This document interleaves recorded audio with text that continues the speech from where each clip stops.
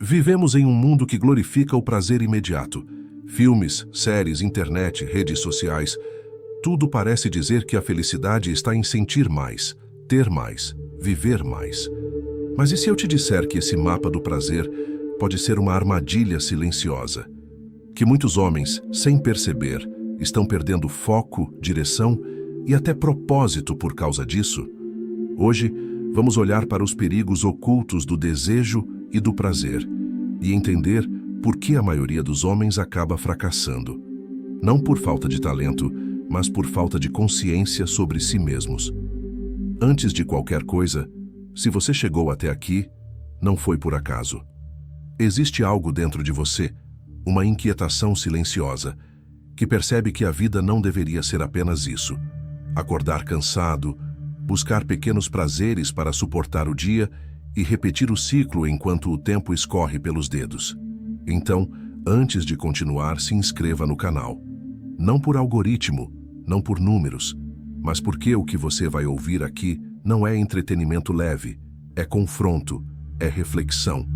É um convite perigoso para quem ainda prefere dormir confortável na própria ilusão. Este canal é para homens que sentem o incômodo, mesmo quando não sabem explicar o porquê. Vivemos na era mais confortável da história humana. Nunca foi tão fácil sentir prazer.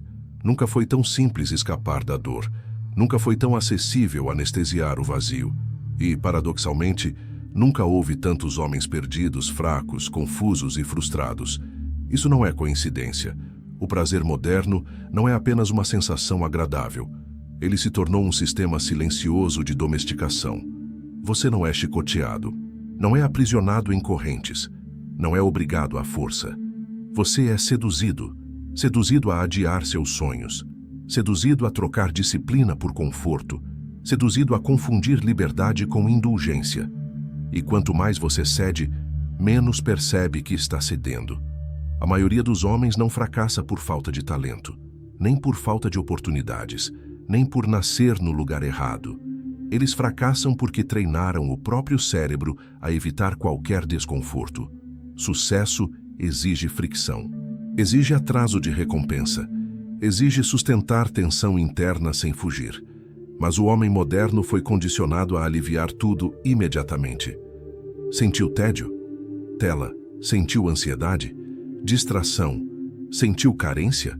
Prazer rápido. Sentiu frustração? Fuga. O problema não é o prazer em si. O problema é que ele virou a resposta automática para qualquer desconforto. E um homem que não suporta desconforto não sustenta sucesso. Aqui está uma verdade que quase ninguém tem coragem de dizer. O desejo não domado não destrói sua vida de uma vez. Ele a corrói lentamente até você aceitar uma versão menor de si mesmo como se fosse normal. Você começa abrindo mão de pequenas coisas, depois de grandes decisões, depois de ambições, depois de sonhos. Até que um dia você acorda e percebe que está vivendo uma vida que nunca escolheria conscientemente, mas escolheu dia após dia, quando decidiu sempre buscar o caminho mais confortável. Observe com honestidade.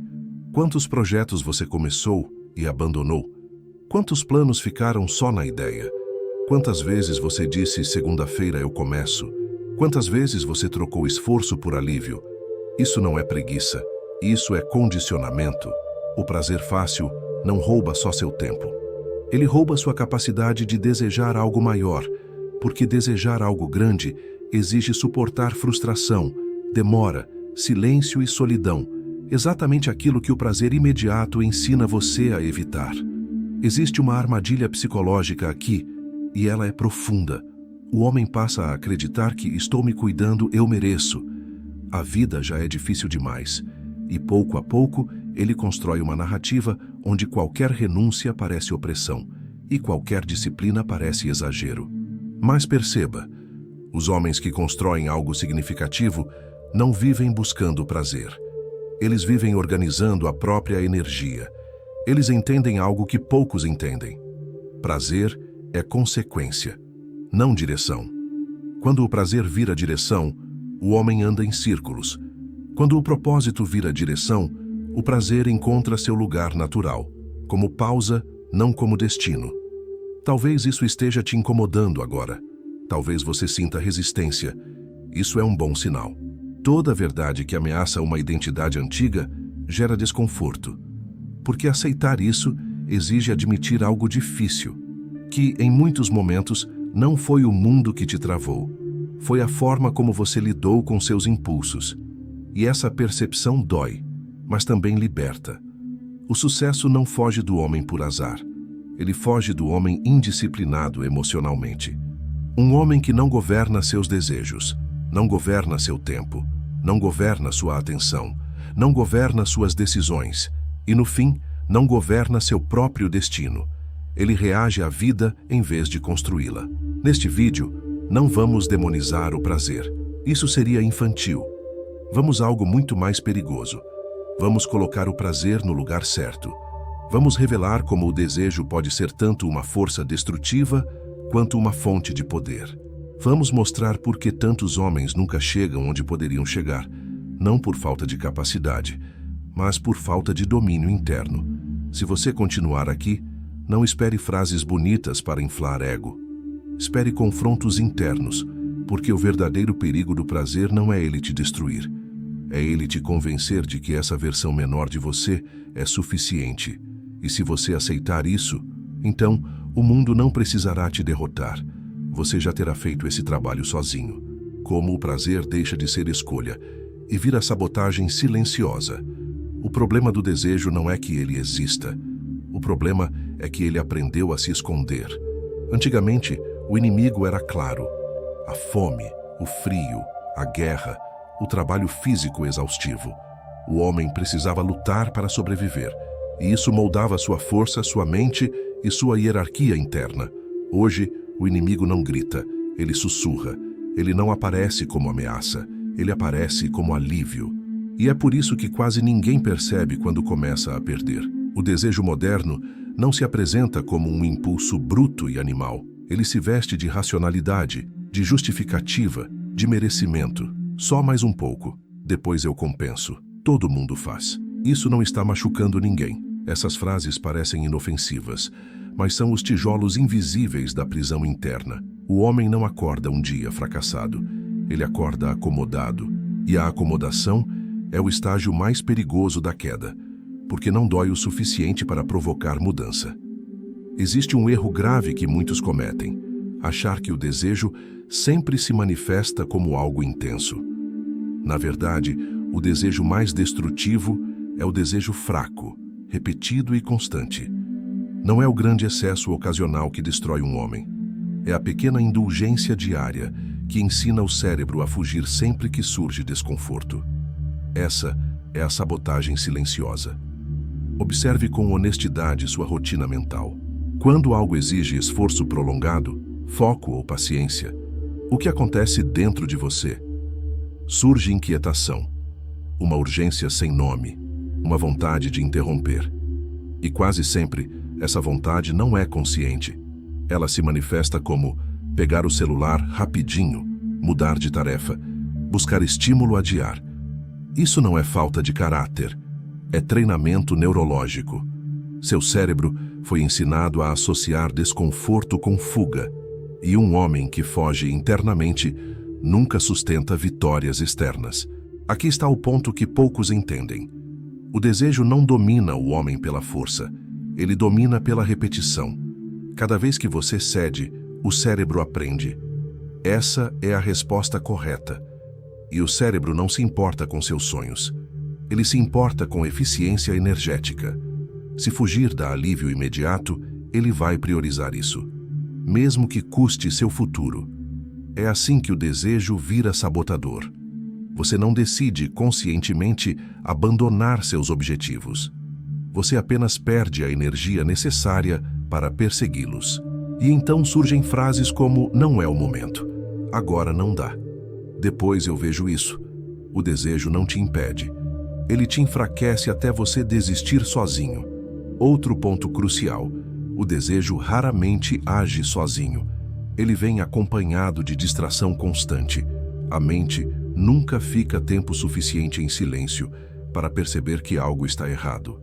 O barulho ocupa tudo: vídeos, mensagens, notificações, estímulos, e quando a mente não silencia, a consciência não desperta. O homem não percebe que está se afastando de si mesmo. Existe um fenômeno psicológico pouco discutido. Quanto mais estímulo um homem consome, menos clareza ele tem sobre o que realmente quer. O desejo fragmenta. Você começa querendo muitas coisas pequenas e perde completamente o contato com a coisa grande. O sucesso exige obsessão controlada, mas o desejo desgovernado gera atenção pulverizada. Nada aprofunda, nada amadurece, nada se sustenta. Por isso tantos homens começam cheios de motivação e terminam vazios. Eles confundiram excitação com propósito. A excitação é barulhenta. O propósito é silencioso. E o desejo moderno faz tudo para que você nunca permaneça tempo suficiente no silêncio para escutar o que realmente importa. Há também um efeito psicológico devastador. Quando o prazer vira rotina, ele deixa de satisfazer. E então o homem entra numa espiral perigosa. Mais estímulo, menos prazer, mais vazio, mais busca. Ele corre atrás de algo que não entrega mais nada. E nesse processo, sua tolerância ao esforço diminui. O corpo fica mole, a mente fica dispersa, a vontade enfraquece. Não porque ele seja incapaz, mas porque ele treinou o oposto do que o sucesso exige. O desejo também cria uma ilusão de controle. O homem acredita que escolhe, mas na prática ele reage. Reage ao tédio, reage à ansiedade, reage ao desconforto. E quem reage o tempo todo não lidera a própria vida. Talvez você esteja começando a perceber algo incômodo, que muitas das suas decisões não foram decisões reais, foram respostas automáticas. E isso não é motivo para culpa, é motivo para despertar. Porque tudo que foi condicionado pode ser recondicionado. Mas antes disso, é preciso enxergar a armadilha sem romantizá-la. O desejo não é o vilão final. Ele é o teste. Ele revela quem governa quem. Um homem governado por impulsos vive apagando incêndios internos. Um homem que governa seus impulsos constrói algo que dura. No fundo, o desejo faz uma pergunta silenciosa todos os dias. Você manda em mim ou eu mando em você? E cada pequena escolha responde. Não com palavras, com comportamento. A maioria dos homens perde essa batalha sem perceber que ela existe. Eles acreditam que o fracasso veio de fora, mas a rendição começou por dentro. Existe um momento específico na queda de um homem que quase ninguém percebe. Não é quando ele perde dinheiro, não é quando um relacionamento acaba, não é quando um projeto falha. O verdadeiro colapso começa quando ele deixa de se reconhecer internamente. Ele ainda acorda, ainda trabalha, ainda conversa, ainda ri. Mas algo essencial se deslocou. A firmeza interna desapareceu. A voz perdeu convicção. O olhar evita confronto. As decisões se tornaram hesitantes. E ele não sabe explicar por quê. A maioria dos homens acredita que identidade é algo fixo, algo que se é. Isso é um erro. Identidade é algo que se constrói e se mantém, todos os dias, por meio de escolhas repetidas. E aqui está a verdade desconfortável. Todo desejo não governado corrói um pedaço da sua identidade. Não de forma dramática, mas sutil, quase educada. O desejo começa oferecendo prazer. Depois, passa a exigir prioridade. Por fim, cobra obediência. E cada vez que você obedece, algo dentro de você aprende. Eu não mando. Essa mensagem, repetida dezenas, centenas, milhares de vezes, molda a autoimagem. O homem deixa de se ver como agente. Passa a se ver como alguém que reage. E um homem que se percebe como reativo não sustenta respeito próprio. Aqui entra um princípio psicológico crucial. O respeito que você sente por si mesmo não vem do que você pensa, vem do que você faz quando ninguém está olhando. É por isso que a luta contra o desejo é tão íntima. Ela acontece longe do aplauso, longe do reconhecimento, longe da validação externa. E exatamente por isso, ela define quem você é. Quando o homem cede repetidamente aos impulsos, algo perigoso acontece. Ele começa a negociar consigo mesmo. Só hoje, só dessa vez. Amanhã eu compenso. E essas negociações criam uma rachadura interna, porque uma parte de você sabe que está mentindo, e outra parte prefere fingir que não percebe. Essa divisão interna é o início da perda de integridade. Integridade não é moralismo. Integridade é coerência interna. É quando o que você pensa, sente e faz caminham na mesma direção. O desejo desgovernado quebra essa coerência. Você diz que quer crescer, mas age como quem quer anestesiar. Você diz que quer respeito, mas se trata como descartável. Você diz que quer vencer, mas foge da dor que a vitória exige. E o corpo percebe, a mente percebe, a identidade sente. Pouco a pouco, o homem começa a se enxergar como alguém que não termina o que começa, não sustenta promessas, não resiste a si mesmo. E essa autoimagem é devastadora, porque ninguém consegue construir algo grande se não confia em si mesmo. Aqui está um ponto que raramente é dito com clareza. O desejo não destrói apenas sua disciplina, ele destrói sua autoconfiança silenciosa. Você pode parecer confiante externamente, pode até falar bem, mas por dentro existe uma dúvida constante. Será que eu consigo mesmo? Essa dúvida não nasce do acaso. Ela nasce da repetição de pequenas desistências internas. É por isso que muitos homens sentem vergonha sem saber de que culpa, sem evento específico, irritação sem causa clara. Não é o mundo. É a ruptura interna. É a distância entre quem você sabe que poderia ser e quem você está sendo na prática. O desejo também interfere diretamente na presença masculina.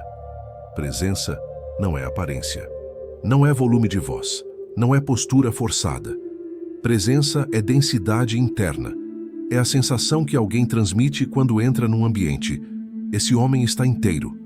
O homem dominado por impulsos perde essa densidade. Ele está sempre dividido. Uma parte aqui, outra buscando estímulo. Uma parte ouvindo, outra ansiosa por escapar. E as pessoas sentem isso, mesmo sem saber explicar. Respeito não se exige. Respeito se emana. E ninguém emana aquilo que não construiu internamente.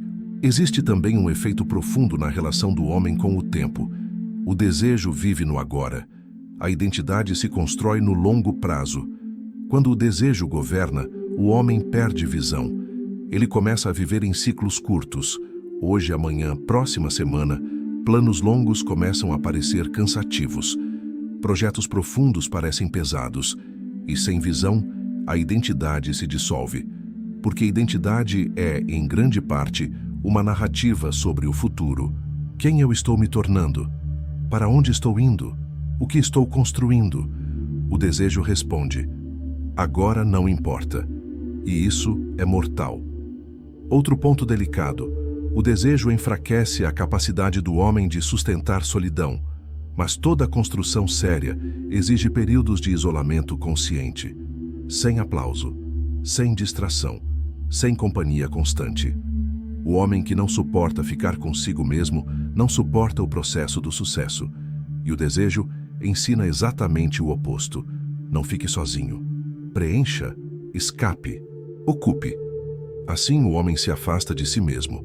Com o tempo surge uma sensação estranha. Ele se sente vazio mesmo estando ocupado. Isso acontece porque ele está vivendo fora do eixo. O eixo masculino não é prazer, é propósito. Quando o propósito enfraquece, o desejo ocupa o espaço. Não porque seja mal, mas porque o espaço ficou vazio. Talvez, enquanto você lê isso, algo esteja ecoando. Talvez você perceba momentos em que prometeu algo a si mesmo e não cumpriu. Sentiu que estava se traindo em pequenas escolhas. Percebeu que estava se tornando alguém que você mesmo não respeitaria. Isso não é para te esmagar. É para te acordar. Porque enquanto você estiver consciente disso, a identidade ainda não foi perdida. Ela está ferida, não morta. A boa notícia, e ela é poderosa, é esta: identidade não se reconstrói com grandes gestos heróicos. Ela se reconstrói com pequenas vitórias internas consistentes. Cada vez que você resiste a um impulso inútil, algo volta ao lugar. Cada vez que você sustenta desconforto, a confiança retorna. Cada vez que você escolhe o difícil com consciência, a identidade se fortalece. Não porque alguém viu, mas porque você viu. O homem forte não é o que nunca sente desejo, é o que não permite que o desejo decida por ele. E essa diferença muda tudo. Existe algo que o homem moderno tenta ignorar a todo custo. O corpo sempre entrega a verdade que a mente tenta esconder. Você pode se enganar com discursos, pode criar justificativas sofisticadas, pode racionalizar suas escolhas, mas o corpo não negocia. Ele registra, ele acumula, ele cobra, e quando o desejo governa por tempo demais, o corpo começa a falar. O primeiro sinal não é uma grande queda, é um cansaço estranho. Você dorme, mas não descansa. Acorda, mas não desperta. O dia começa já pesado, e você não entende o motivo. Afinal, você não faz nada de tão errado. Trabalha, cumpre obrigações, se distrai como todo mundo. Mas algo está drenando sua energia vital. Energia não é apenas física, é capacidade de sustentar esforço mental, emocional e espiritual. Quando um homem perde energia, ele perde clareza, agressividade criativa, iniciativa, capacidade de decidir. E isso é devastador, porque o sucesso não exige apenas inteligência, exige energia sustentada no tempo. O desejo desgovernado atua como um vazamento invisível. Não explode tudo de uma vez. Ele goteja. Cada indulgência sem propósito consome um pouco da reserva interna. Cada fuga do desconforto rouba uma fração da força. Cada distração excessiva fragmenta a atenção. O homem começa a viver no modo econômico, mas sem perceber. Observe os sintomas comuns: falta de vontade, sem causa aparente, dificuldade de manter foco profundo, corpo mole, postura caída, olhar cansado, procrastinação crônica, oscilação de humor, apatia disfarçada de normalidade. A sociedade chama isso de rotina, mas isso é desalinhamento interno. O corpo masculino foi feito para tensão e descarga, para esforço e recuperação, para luta e descanso. Mas o desejo constante mantém o corpo em estimulação artificial contínua. Nunca há verdadeiro silêncio, nunca há vazio real, nunca há pausa interna. E sem pausa, não há regeneração. Existe uma verdade fisiológica e simbólica aqui. O corpo do homem enfraquece quando sua vida perde direção. Propósito organiza energia. Desejo desorganiza quando vira centro. Quando o homem sabe para onde vai, o corpo responde. A postura muda, a respiração aprofunda, a presença se fortalece. Quando ele não sabe, o corpo entra em modo defensivo. Economiza, retrai, apaga. Por isso tantos homens sentem que perderam algo, mas não sabem o quê. Não é juventude, não é tempo, é intensidade de vida. Eles não estão realmente cansados, estão desmotivados biologicamente. Porque o corpo masculino precisa de desafio para se manter vivo. Sem desafio, ele adoece, mesmo que exames digam que está tudo normal. Outro ponto crucial: o desejo excessivo altera a relação do homem com a dor. Ele passa a temê-la. Qualquer desconforto vira ameaça, qualquer esforço vira peso, qualquer resistência vira sofrimento injusto. Mas a dor correta é estruturante. Ela ensina limite, constrói caráter, forja resiliência. O homem que evita toda dor inevitavelmente encontra dores piores depois. E o corpo sabe disso. Por isso ele reage com ansiedade, inquietação e irritação. É o organismo dizendo: você está vivendo abaixo da sua capacidade, mas o homem interpreta errado. Acha que precisa de mais prazer, mais distração, mais alívio. E isso aprofunda o ciclo. Há também um impacto direto na coragem. Coragem não é ausência de medo, é capacidade de agir apesar dele. Mas isso exige energia nervosa. Quando o corpo está drenado, a coragem desaparece. O homem evita conversas difíceis, evita decisões importantes, evita riscos necessários. ele começa a viver pequeno, não porque quer, mas porque não tem força interna para sustentar o contrário. O corpo também denuncia na linguagem silenciosa. Ombros fechados, peito retraído, passos curtos, movimentos sem firmeza. Isso não é estética. É biologia expressando estado interno. O corpo de um homem alinhado ocupa espaço naturalmente. O corpo de um homem dominado por impulsos pede permissão. E o mundo responde a isso. Talvez agora você esteja conectando pontos. Talvez perceba que a falta de energia veio antes da falta de sucesso, a apatia veio antes da desistência. O corpo avisou antes da mente aceitar. Isso não é condenação, é informação. E informação, quando usada com consciência, vira poder. Porque se o corpo enfraqueceu por escolhas repetidas, ele também pode se fortalecer por novas escolhas. Mas isso exige algo que muitos evitam: interromper o ciclo do prazer automático, aceitar desconforto consciente, restaurar tensão saudável. O corpo masculino se reconstrói quando volta a sentir que há algo pelo qual lutar. Existe um erro comum quando o homem percebe que o prazer está destruindo sua energia. Ele tenta eliminar o desejo. Isso quase sempre termina em fracasso, porque o desejo não é um defeito, é matéria-prima. O problema nunca foi sentir. O problema foi não saber o que fazer com o que se sente. O homem fraco cede. O homem confuso reprime. O homem consciente canaliza. Essa é a diferença que muda tudo. O desejo é energia em estado bruto. Ele é movimento, impulso, vontade de expansão. Quando não encontra direção, ele se dissipa em prazer curto. Quando encontra direção, ele se transforma em construção. A pergunta real não é: como parar de desejar? É: para onde estou direcionando minha energia? Todo homem carrega uma quantidade limitada de energia vital por dia. Essa energia pode ser desperdiçada, fragmentada ou investida. O prazer fácil consome sem retorno. A criação exige esforço, mas devolve força. É por isso que, paradoxalmente, os homens mais produtivos não são os mais relaxados, são os mais canalizados. A transmutação começa com um princípio simples, porém difícil: sentir o impulso e não agir imediatamente. Esse pequeno espaço entre impulso e ação é o campo de batalha. É ali que o homem deixa de ser escravo e começa a ser soberano. Não é força bruta, é presença.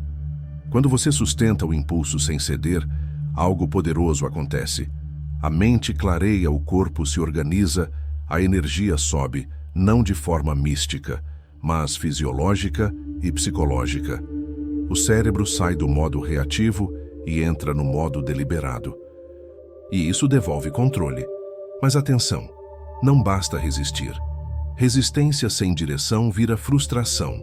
A transmutação exige um alvo. A energia precisa ir para algum lugar. Treino, trabalho profundo, estudo sério, construção de algo real. Sem isso, o desejo volta com mais força. Por isso, tantos homens falham nos desafios de abstinência. Eles tiram o prazer, mas não colocam nada no lugar. Resultado: vazio, irritação, recaída. A energia odeia o vazio. Ela sempre vai buscar uma saída. O homem que domina o desejo entende isso. Ele não foge do impulso, ele o usa. Sente vontade? Move o corpo. Cria, produz, constrói. O impulso vira combustível. Com o tempo, algo muda profundamente. O prazer deixa de ser urgente. O foco aumenta. A autoconfiança retorna. Não porque o homem virou outro, mas porque ele voltou a ser inteiro. Existe também uma transformação emocional. Quando o homem para de se entregar automaticamente, ele recupera o respeito por si mesmo. E esse respeito gera firmeza, clareza, coragem. A voz muda, a postura muda, as decisões ficam mais simples. Não porque a vida ficou fácil, mas porque o homem ficou alinhado. A transmutação também ensina algo essencial. Nem todo desejo precisa ser satisfeito. Nem toda vontade precisa ser obedecida. Essa compreensão liberta. O homem deixa de ser um campo de batalha interno e se torna um eixo. Outro efeito poderoso: a relação com o prazer se transforma. O prazer deixa de ser fuga e vira recompensa consciente. Ele perde o poder de controle. O homem escolhe quando, como e por quê. E quem escolhe, governa. Com o tempo, o desejo começa a trabalhar a favor. A energia que antes se perdia em distração passa a sustentar. Visão de longo prazo, consistência, paciência, profundidade. E isso muda o jogo do sucesso. O sucesso real não vem da motivação, vem da organização da energia. Homens vencem não porque querem mais, mas porque desperdiçam menos. Talvez agora você esteja percebendo. Não era falta de capacidade, era falta de canalização. Não era azar, era dispersão. E isso é uma boa notícia, porque dispersão se corrige, canalização se aprende. Mas há um último ponto, talvez o mais importante. A transmutação não é um evento, é um estilo de vida. É escolher todos os dias agir a partir do propósito e não do impulso. Existe um momento perigoso na jornada de qualquer homem que decide mudar. Não é o início, não é a queda, não é nem mesmo o confronto com o desejo. O momento mais perigoso é quando ele começa a melhorar, quando a energia volta, quando a mente clareia, quando o controle retorna. É aí que muitos caem de novo. Por quê? Porque eles confundem estado com estrutura. Eles acreditam que, por estarem se sentindo fortes, estão fortes. Mas força verdadeira não é um sentimento, é um sistema. O desejo não some quando você aprende a dominá-lo. Ele apenas muda de estratégia. Ele espera. Espera o dia em que você dormiu mal. O dia em que algo deu errado. O dia em que ninguém reconheceu seu esforço. O dia em que o vazio bateu. E então, ele sussurra de novo. Só hoje. É aqui que a maioria falha. Eles dependem de motivação, empolgação, força de vontade. E essas coisas são instáveis. Nenhum homem sustenta uma vida sólida apenas com estados emocionais. Homens que permanecem firmes entendem algo fundamental. A disciplina não deve depender da vontade. Ela deve estar embutida na estrutura da vida. Quando a vida é mal organizada, o desejo governa. Quando a vida é bem organizada, o desejo encontra limites naturais. Observe os homens que recaem constantemente. Eles dizem, vou tentar de novo. Agora vai. Dessa vez eu consigo. Mas não mudam. Ambiente, rotina, estímulos, prioridades. Eles querem resultados diferentes, mantendo a mesma estrutura. Isso não é fraqueza moral, é ingenuidade estratégica. O desejo se fortalece em ambientes caóticos. Excesso de estímulo, falta de rotina, ausência de propósito claro, tempo ocioso sem direção. Tudo isso alimenta a recaída. Homens que vencem reduzem a fricção correta e aumentam a fricção errada.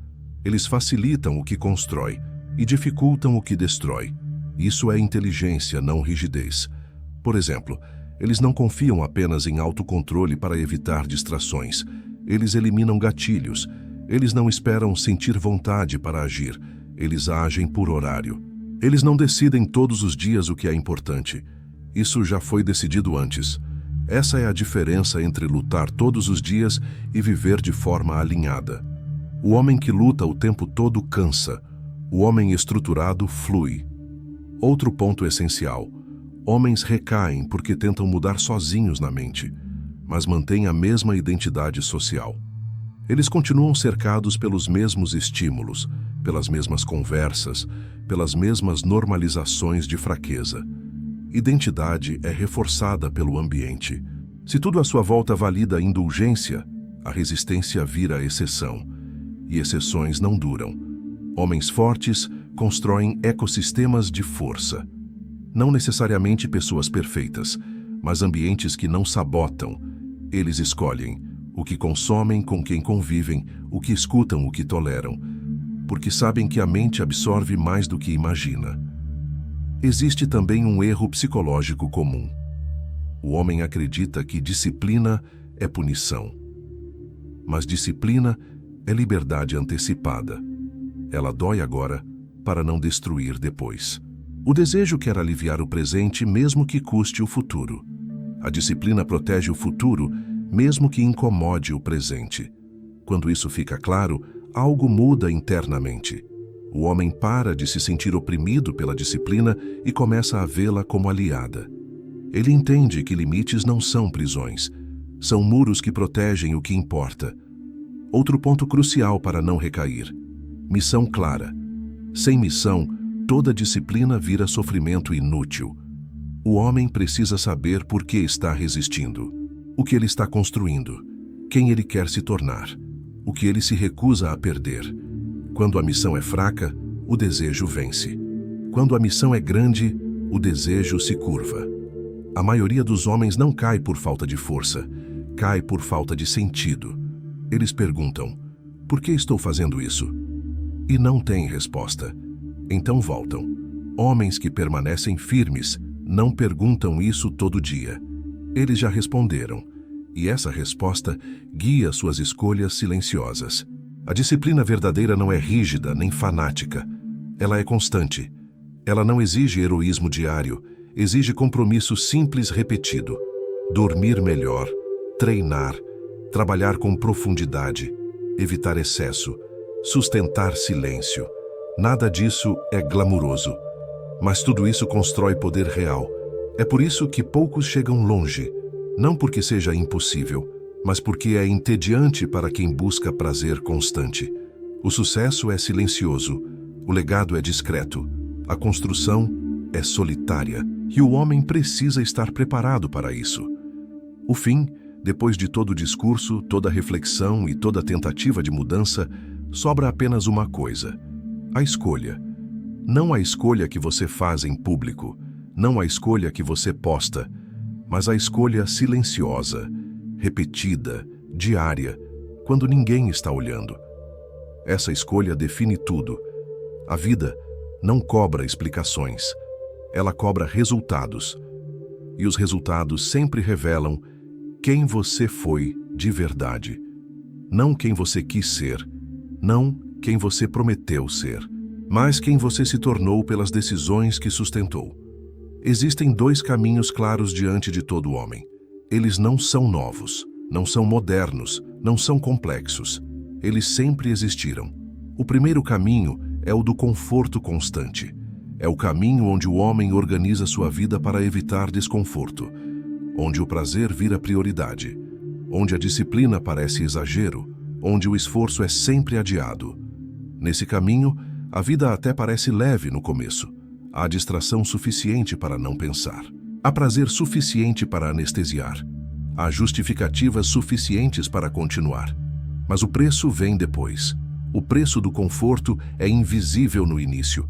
Ele aparece como potencial não vivido, respeito próprio, enfraquecido, sonhos abandonados, energia drenada, tempo desperdiçado. E quando o homem percebe, já construiu uma vida pequena demais para quem ele poderia ter sido. Esse caminho não termina em tragédia dramática, termina em esquecimento. O homem não cai, ele desaparece. Vira mais um nome, mais uma história incompleta. O segundo caminho é o do propósito consciente. Não é mais fácil, não é mais rápido, não é mais confortável, mas é verdadeiro. Nesse caminho, o homem aceita o desconforto como parte do processo. Ele entende que dor não é punição, é ferramenta, que disciplina não é prisão, é proteção. Esse caminho exige renúncia. Não porque o prazer seja errado, mas porque não pode ser o centro. Exige foco, exige silêncio, exige suportar solidão. Exige continuar quando ninguém aplaude, mas esse caminho constrói algo raro: densidade humana. O homem que escolhe propósito não vive para se sentir bem o tempo todo. Ele vive para ser coerente. E essa coerência gera respeito próprio, clareza, firmeza, presença. O mundo sente isso. Esse homem não precisa gritar, não precisa provar nada, não precisa convencer. Sua vida fala. O legado não é fama, não é riqueza apenas, não é reconhecimento imediato. Legado é deixar algo melhor do que encontrou. É viver de forma que sua existência tenha peso. É olhar para trás e saber que não fugiu, A pergunta final não é se você vai errar. Você vai. Não é se vai sentir desejo. Você vai. A pergunta real é: quem decide quando o desejo aparece? Você ou ele? Porque ninguém se torna forte por acidente.